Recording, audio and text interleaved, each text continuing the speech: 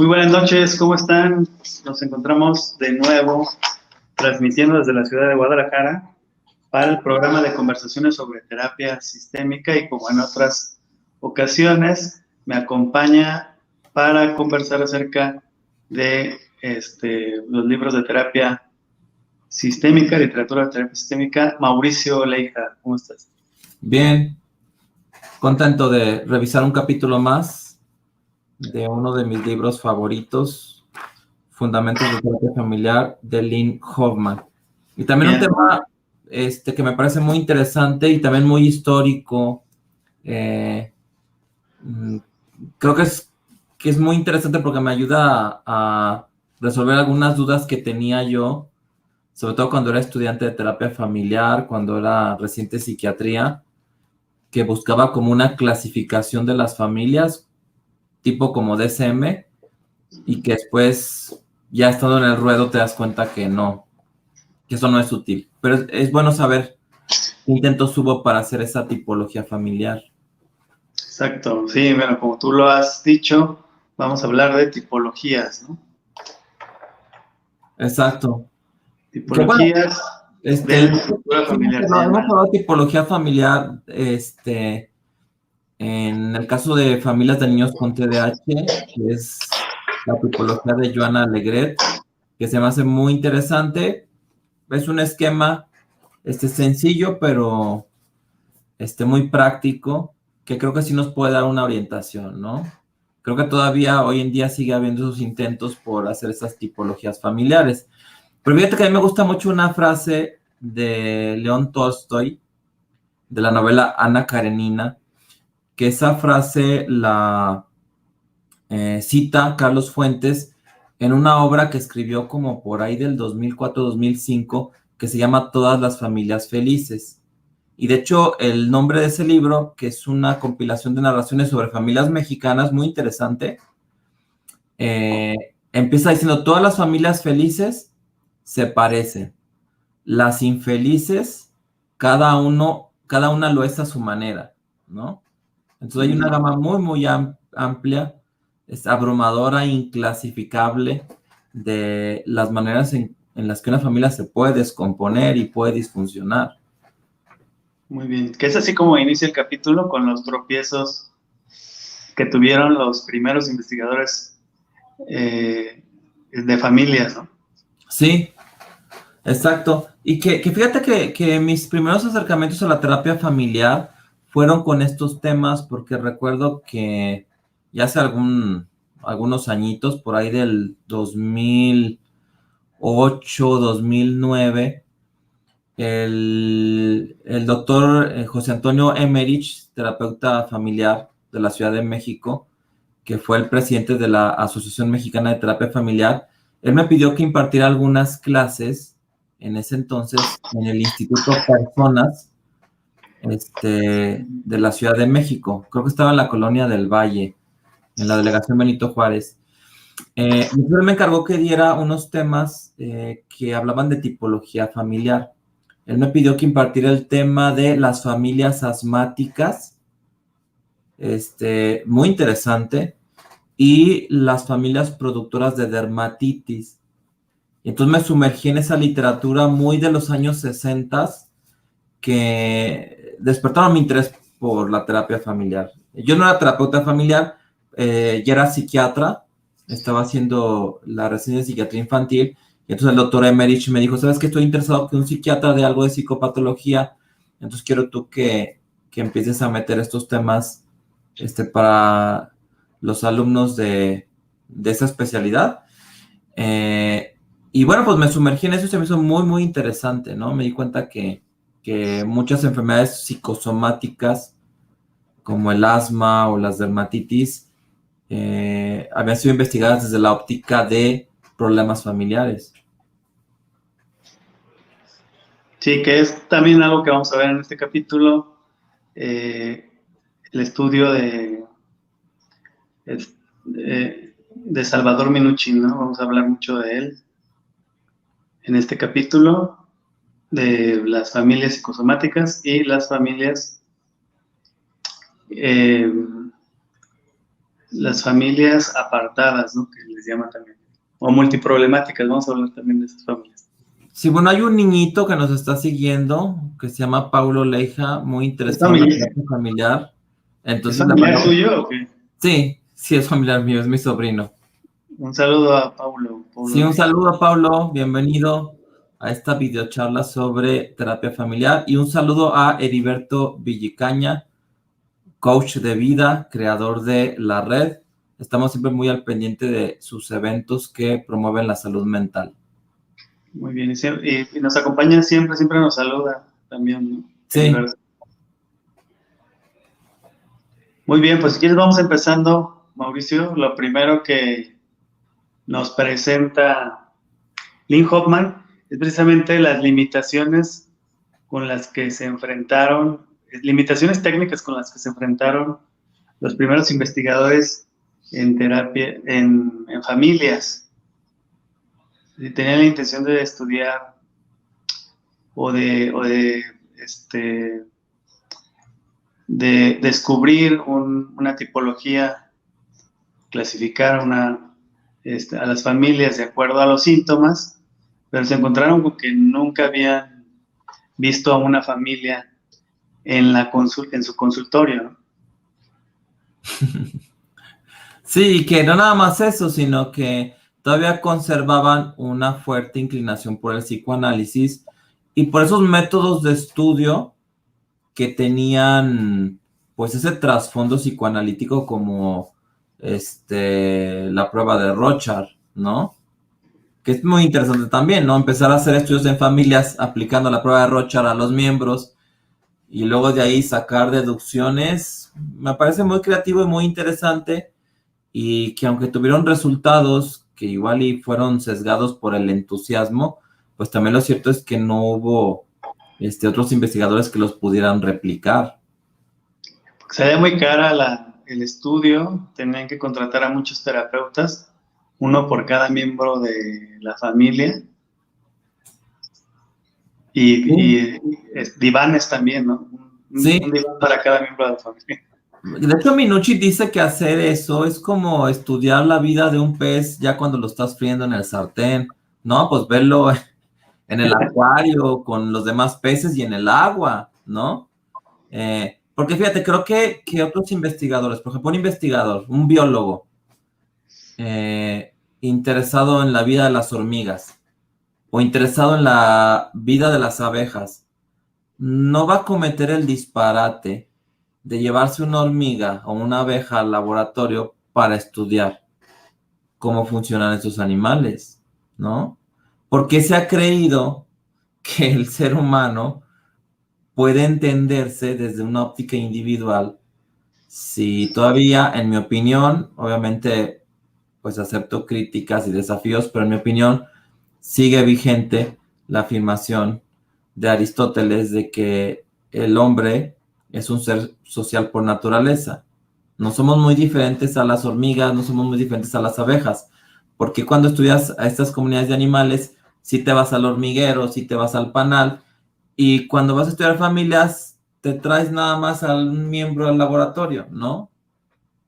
Y le aplicas el test de Rorschach, y después ya lo que juntas son los resultados. Sí, Que, que esos fueron los primeros intentos, ¿no? sí, y creo que todavía observamos un poquito de eso, que lo he criticado mucho, a ver qué piensan con el tema o esta evaluación de la figura de la familia de los niños. Yo lo he llegado a hacer, tampoco te digo que no. Sí, ahí tengo unos que conservo que me gustan mucho y de repente los presento en clases y debe haber videos donde de repente pongo un dibujo de una familia que me hizo un niño, pero cuando yo empecé a hacer terapia de familia, yo ya no les pedía a los niños que me hicieran dibujos de la familia, yo les decía que me trajeran a su familia de carne y hueso, en vivo y a todo color, en 3 dimensiones, en el consultorio. Y ya yo ahí me voy moviendo. ¿Para qué quiero un dibujo? ¿No? Sí, efectivamente era lo que les pasaba a los primeros investigadores, pero bueno, hay que tomar en cuenta que todavía no tenían una herramienta que se fue desarrollando después con el tiempo de manera revolucionaria, que es el paradigma sistémico. El paradigma sistémico fue la herramienta que ayudó a que las investigaciones en familia pudieran prosperar. Porque de hecho pienso que la ruta que han seguido los investigadores para llegar a un pensamiento sistémico bien fundamentado también podría ser como una analogía del pensamiento que lleva cualquier estudioso de la terapia familiar y que no puede evitar pensar de manera lineal cuando tiene sus primeras aproximaciones a este fenómeno tan complejo que llamamos familia, ¿no? Creo que todos lo hemos vivido. Refugiarte en el pensamiento lineal y después irlo soltando un poco y darte cuenta que no te ahogas. Sí, sí, claro, claro. Ese es uno de los caminos o de las rutas por los que puede seguir un profesional. Podríamos concluir este apartado, el apartado de las tipologías basadas en los síntomas, que fueron los primeros intentos, con un juego de adivinanza de los miembros del equipo del MRI, que ponían una videograbación de una consulta o de los primeros minutos de una consulta de familia o de una entrevista a una familia, la pausaban y trataban de adivinar quién era el paciente identificado, más bien si el paciente identificado iba a desarrollar una crisis Ajá. en la consulta, y qué síntomas o qué cuadro era el que estaba presentando el paciente identificado. Pues a mí me parece más bien que era como un taller como de adivinación y yo a eso no le entro, ¿eh? Yo a eso sí no le entro. Yo a eso sí no le entro. Sí, sí, sí, parecía eso.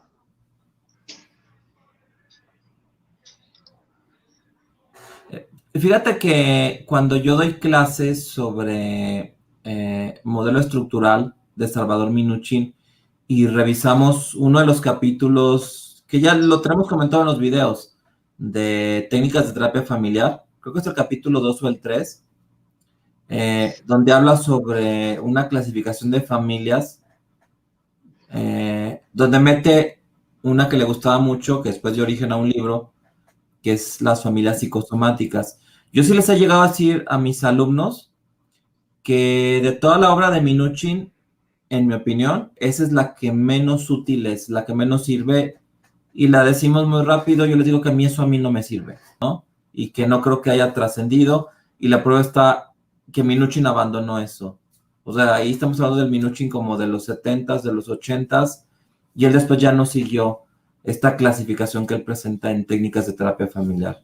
De hecho, ya no se habla mucho de las familias psicosomáticas, o de las familias acordeón, o de las familias con un fantasma, o toda esta clasificación que él propone, que también hizo su intento, trató de poner su granito de arena, pero al final creo que termina pesando y haciéndose evidente y real el principio de equifinalidad.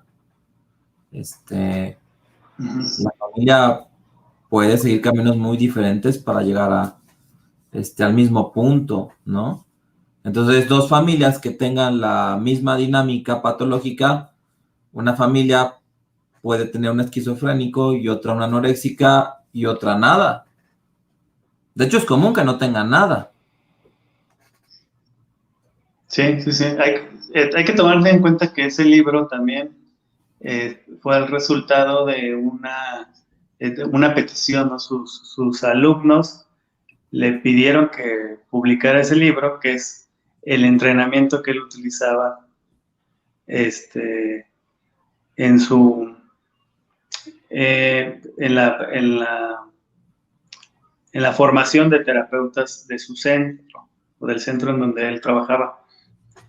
Hay que recordar que también es un libro que lo escribe junto con otro autor y que se ve mucho de la mano de ese autor en ese libro, ¿no? Uh-huh. Sí, exacto.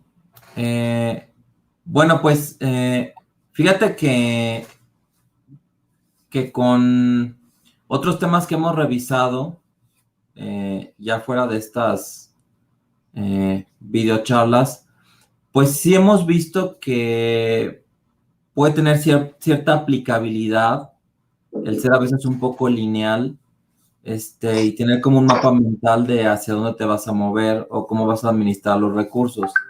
Pero creo que sí tiene que llegar un momento en donde tu visión del sistema familiar, pues, tiene que ser más compleja, ¿no? Y no casarte con la idea de que una familia con ciertas pautas de comunicación va a generar a un miembro con un trastorno mental.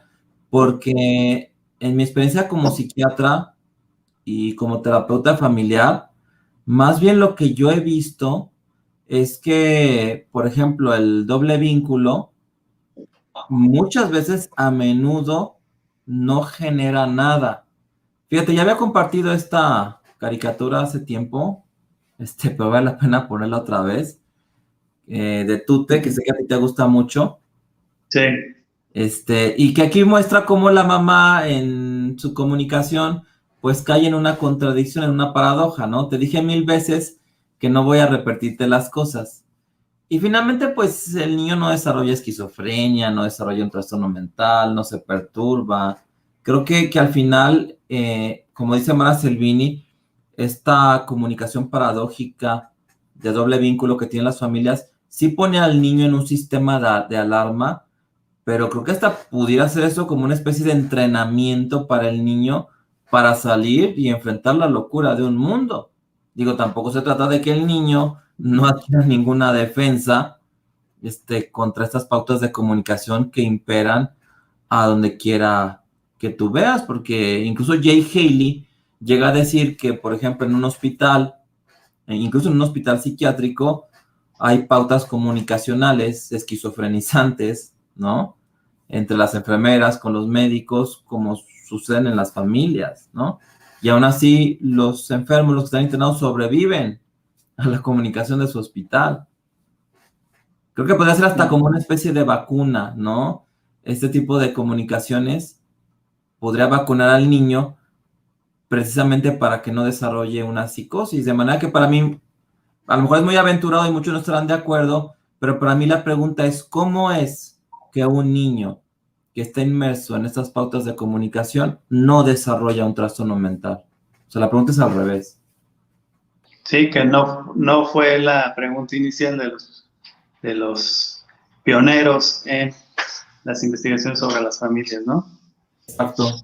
Uh-huh. La empresa en la que se metieron fue en identificar a las familias que generan patología, ¿no? Uh-huh. Y bueno, menciona también Lynn Hoffman al equipo del MRI, que estuvo también enfocado en hacer una clasificación de las familias, o más bien dicho, de la interacción de los miembros de la familia. Uh-huh. Desde los trabajos pioneros de Don Jackson, en el que intentó clasificar las relaciones de pareja en tres categorías: estable, satisfactorio, inestable, insatisfactorio y estable, insatisfactorio. Y que partía de una pregunta muy interesante que yo la he escuchado mucho en terapeutas de pareja, y que yo también la uso mucho cuando veo parejas, que es cómo fue que de entre miles de mujeres y hombres en el mundo, ustedes dos quedaron. ¿Cómo fue que ustedes dos quedaron, se casaron o comenzaron una vida juntos, ¿no? Uh-huh. Para evaluar la historia de la relación.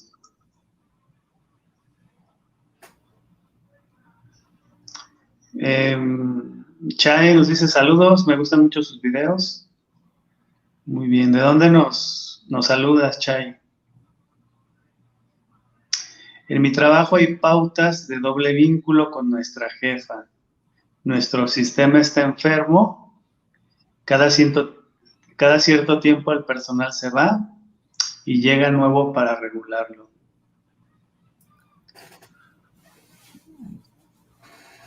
Pues sí, de ahí la importancia de que nuestros papás nos vacunen utilizando Vayan entrenando. sí, estos dobles vínculos en la familia que van haciendo resistente a los niños, porque también casi nunca se habla de tu capacidad para sobrevivir a estas pautas de comunicación. Pero sí, es cierto, muchas veces el nivel de tensión, de ansiedad que se maneja en un contexto como, por ejemplo, el laboral, sí podría estar muy relacionado con el hecho de que haya Dobles vínculos. Sí, claro. Muy bien. Excelente. Tenemos más comentarios, Emanuel. Perfecto, vamos a leerlos. Arely Rodríguez, hola, a mí en particular sí me gusta la tipología familiar, ya que no reaccionarán igual una familia acordeón que una con un miembro fantasma. Y entre paréntesis nos dice, ya no volverá. De Tlaquepaque, mira. Muy bien, saludos a Tlaquepaque. Y Aida Cruz nos dice desde Cali, Colombia, que nos saluda. Muy bien. Un poco más retirado, un poco más retirado. Ajá. Un poquito más retirado que Tlaquepaque. Sí.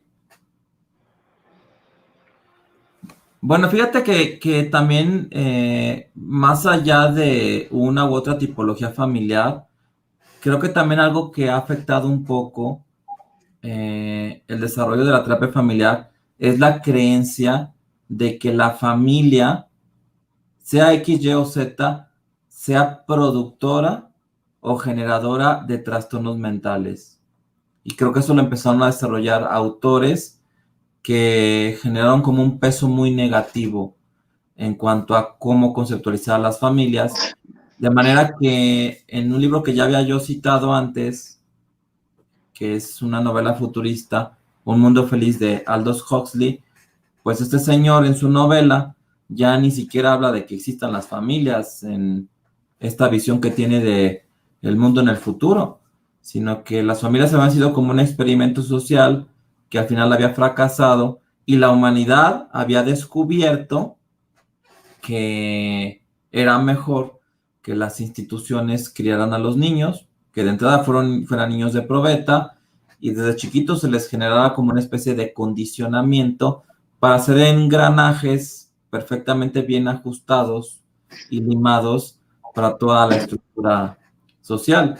Y creo que Aldous Huxley posiblemente se influyó por obras que señalaban a la familia, y estamos hablando de la década del 60, como fábricas de patología mental, ¿no? De hecho, Minuchin ha criticado la obra de Ronald Lang y Esterson, que tiene un libro que todavía se consigue por el Fondo de Cultura Económica, que se llama Cordura, Locura y Familia, que son investigaciones de familias también de esquizofrénicos, en donde él también detecta pautas de comunicación patológicas que generaban un ambiente de tensión en la casa y que en hijos vulnerables pues desarrollaban trastornos mentales, pero a diferencia de autores como Minuchin, pues me parece que Lang y Esterson no proponían gran cosa, ¿no? Sino que simplemente ponían a la familia como la causa de un problema, y entonces si nos vamos a pensar de manera lineal, pues podría la familia ser víctima de muchos ataques por esa visión. Sí, sí, mira, es muy interesante. Se quedaban en un plano también descriptivo, no solamente. Exacto. Sí, aunque está interesante, yo cito mucho a Ronald Lang. Me gustan algunas cosas que dice, pero también entiendo que se queda como con esa visión como de la familia generadora de patologías. Y creo que la visión de los que sentaron las bases o fueron los pilares de la terapia familiar es ver ambas cosas. Me gusta mucho la frase de Minuchin que cita al final de su libro de técnicas, donde dice que la familia es lo mejor y lo peor que tienen los seres humanos. Él sí llega, de hecho, él es muy duro en el arte de la terapia familiar. Él le dice a una alumna que las familias son asesinas. Que eso me recuerda también una frase de Boris Cyrulnik cuando dice que hay familias que son como campos de exterminio. Pero también Minuchin te dice que también la familia es lo mejor que tienen todos los seres humanos.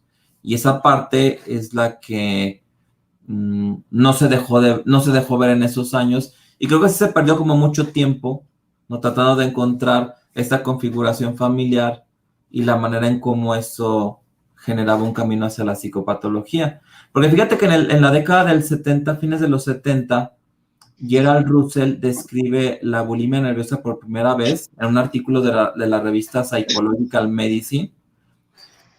Y él, sin hablar del principio de equifinalidad, o sea, porque no lo menciona ni cita a von Bertalanffy, él sí reconoce que de su muestra de pacientes, ya con el fenómeno bulímico, estaba describiendo por primera vez, algunas venían de la anorexia. De hecho, muchos pacientes que él describió con bulimia habían padecido anorexia nerviosa y viraron a la bulimia, y otras venían de la depresión, de preocupación por el peso, pero nunca habían tenido anorexia. Entonces, este señor dice, tú puedes llegar a la bulimia por dos caminos diferentes. Puedes llegar por la anorexia y puedes llegar por la depresión. Es el principio de equifinalidad. Sí, que también la podemos aplicar a las familias. Se puede llegar a un síntoma, un miembro de la familia puede llegar a un síntoma por diversos caminos, ¿no? Y por diversas formas de organización familiar, que es lo que nos va a, a platicar Minuchin en sus investigaciones, ¿no? Uh-huh. Bueno, por último, creo que podemos decir de las tipologías de la interacción, los dos grandes tipos de relación de pareja. Estamos hablando desde un nivel,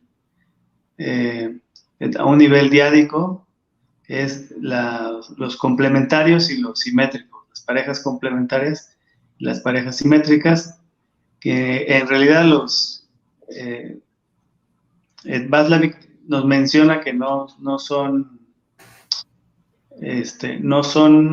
patológicos esos dos estilos de comunicación o formas de comunicación hasta que se convierten en rígidos, ¿no? Entonces podemos hablar de una pareja rígidamente complementaria o una pareja rígidamente simétrica o de simetría rígida, ¿no? Exacto. Muy bien. Y bueno, todo esto, bueno, antes de leer un comentario, Aida Cruz, doctor Mauricio, acabo de ver una conferencia sobre mitos de los medicamentos y me pareció interesante, ahora me encuentro con esta charla interesante. Bueno, Creo quizás... que acaba de ver la anterior. ¿Eh? Creo que acaba de ver la plataforma de Hablemos del TDAH. Ah, ok. Sí. Entonces, Bueno, ¿qué eso está pasando? Que se saltan de la plataforma de Hablemos del TDAH, se saltan a esta plataforma. sí, exacto. ¿Está bien? Sí, está bien, porque es una buena ruta. Exacto. Uh-huh. Y pueden escuchar las dos pláticas por uno, ¿no? Uh-huh. 2 por 1. Muy bien. De ahí nos vamos a brincar hacia las tipologías estructurales. Entonces ya vamos a hablar del modelo estructural. Los investigadores se centraron ya no en los síntomas, ya no en las interacciones, se centraron en la forma de organizarse o en la organización familiar. Entonces, trataron de identificar tipos de organización familiar que estuviera relacionado o asociado con miembros de la familia que tenían problemas. Y entonces a lo largo de este capítulo Lynn Hoffman va a hablar de una obra de Salvador Minuchin y de Braulio Montalvo, que, corrígeme si me equivoco, no hay traducción al castellano, aún siendo una obra muy, muy importante, ¿no? Las familias de los barrios pobres. ¿Sabes qué, Manuel? Estoy teniendo un pequeño problema técnico porque se me está apagando la batería. Deja, voy por el cargador porque no conecté la computadora. ¿Sí? Sí, perfecto. Te dejo con el público, yo voy rápido por el cargador. Ok, perfecto.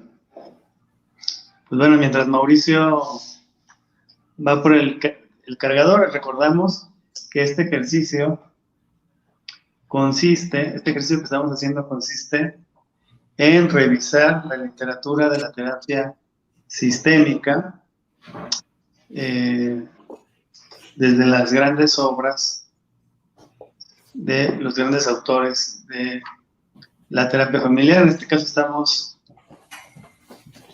revisando este libro de Lynn Hoffman, Fundamentos de la Terapia Familiar, que lo hemos estado revisando desde su prólogo. Entonces revisamos su prólogo, revisamos las primeras investigaciones de grupos familiares, que fue uno de los capítulos, es el primer capítulo, y ya vamos en el capítulo de las tipologías de la estructura familiar. Ya llegó Mauricio. Ya regresé, ya. Bien, Chay nos dice, ¿podrían recomendar algún libro sobre pautas transgeneracionales? Este libro de Familias de los Barrios Pobres habla sobre pautas transgeneracionales porque habla de la pobreza. La pobreza, recordemos, es un fenómeno transgeneracional, se va pasando de generación en generación. Pero también podemos recomendar a un autor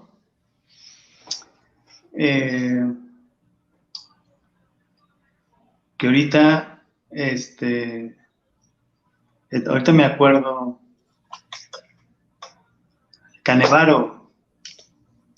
Entonces podemos leer a Canevaro, que él propone un modelo